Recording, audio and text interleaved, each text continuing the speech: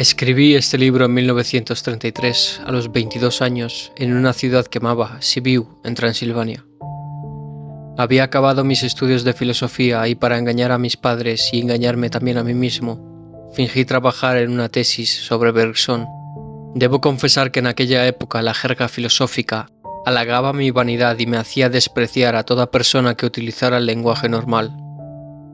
Pero una conmoción interior acabó con ello, echando por tierra todos mis proyectos.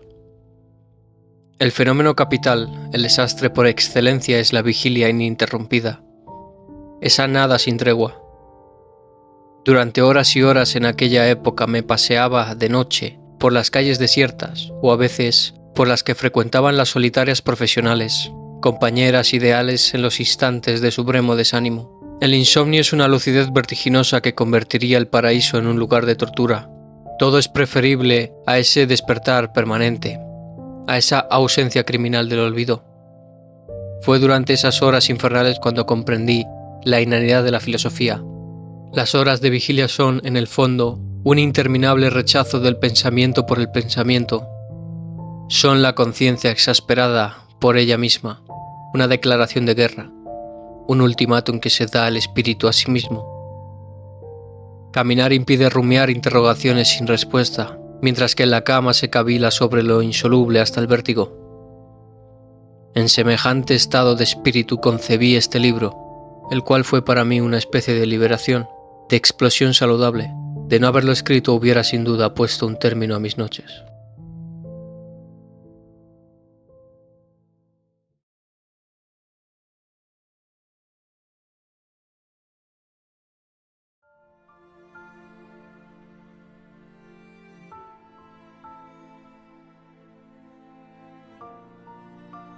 ¿Por qué no podemos permanecer encerrados en nosotros mismos?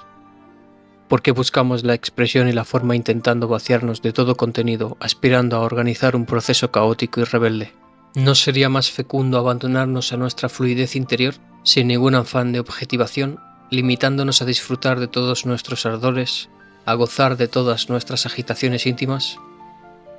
Experiencias múltiples y diferenciadas se fusionarían así para engendrar una efervescencia extraordinariamente fecunda, semejante a un seísmo o a un paroxismo musical. Hallarse repleto de uno mismo, no en el sentido del orgullo, sino de la riqueza interior, estar obsesionado por una infinitud íntima y una tensión extrema. En eso consiste vivir intensamente, hasta sentirse morir de vivir. Tan raro es ese sentimiento y tan extraño que deberíamos vivirlo gritando. Yo siento que debería morir de vivir y me pregunto si tiene sentido buscarle una explicación a ese sentimiento, cuando el pasado del alma palpita en nosotros con una tensión infinita, cuando una presencia total actualiza experiencias soterradas y un ritmo pierde su equilibrio y su uniformidad. Entonces la muerte nos arranca de las cimas de la vida, sin que experimentemos ante ella este terror que nos acompaña cuando nos obsesiona dolorosamente. Sentimiento análogo al que experimentan los amantes cuando, en el sumum de su dicha, surge ante ellos, fugitiva pero intensamente, la imagen de la muerte, o cuando, en los momentos de incertidumbre, emerge en un amor naciente el presentimiento del final o del abandono. Demasiado raras son las personas que pueden soportar tales experiencias hasta el fin. Siempre es peligroso refrenar una energía explosiva, pues puede llegar el momento en que deje de poseerse la fuerza necesaria para dominarla. El desmoronamiento será originado entonces por una plétora. Existen estados y obsesiones con los que no se puede vivir. La salvación no podría consistir en confesarlos. Conservadas en la conciencia, la experiencia terrible y la obsesión terrorífica por la muerte conducen a la devastación. Hablando de la muerte salvamos algo de nosotros mismos y, sin embargo, algo se extingue en el ser.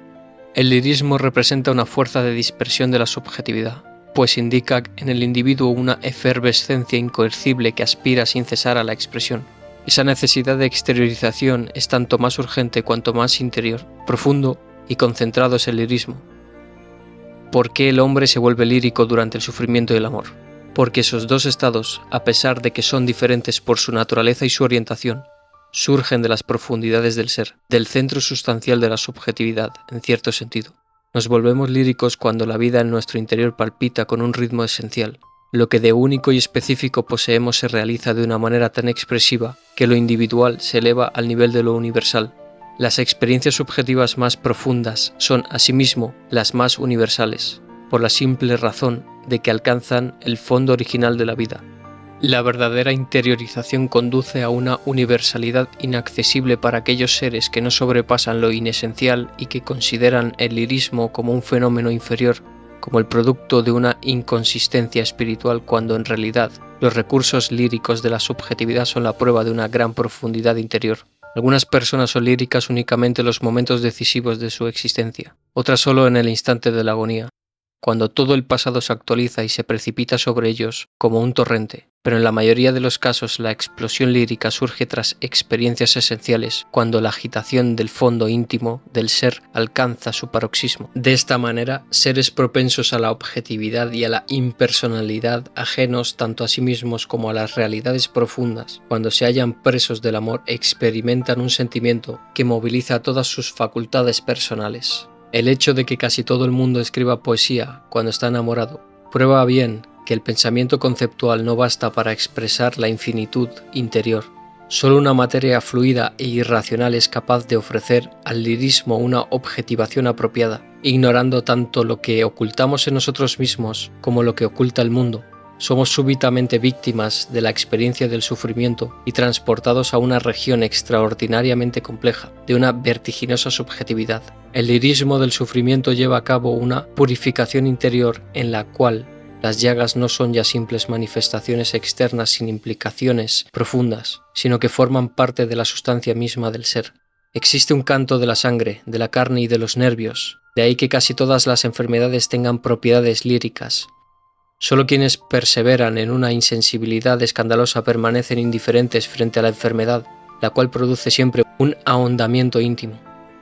Solo se vuelve uno realmente lírico tras un profundo trastorno orgánico.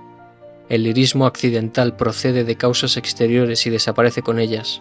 Sin una pizca de locura, el lirismo es imposible. Resulta significativo que las psicosis se caractericen en su comienzo por una fase lírica en la que las barreras y los obstáculos se vienen abajo para dar paso a una ebriedad interior de una pasmosa fecundidad. Así se explica la productividad poética de las psicosis nacientes. ¿Sería una locura un paroxismo del lirismo? ¿Sería la locura un paroxismo del lirismo?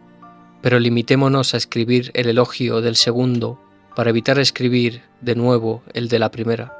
El estado lírico trasciende las formas y los sistemas. Una fluidez, un flujo internos mezclan en un mismo movimiento, como en una convergencia ideal, todos los elementos de la vida del espíritu para crear un ritmo intenso y perfecto. Comparado con el refinamiento de una cultura anquilosada que, prisionera de los límites y de las formas, disfraza todas las cosas, el lirismo es una expresión bárbara.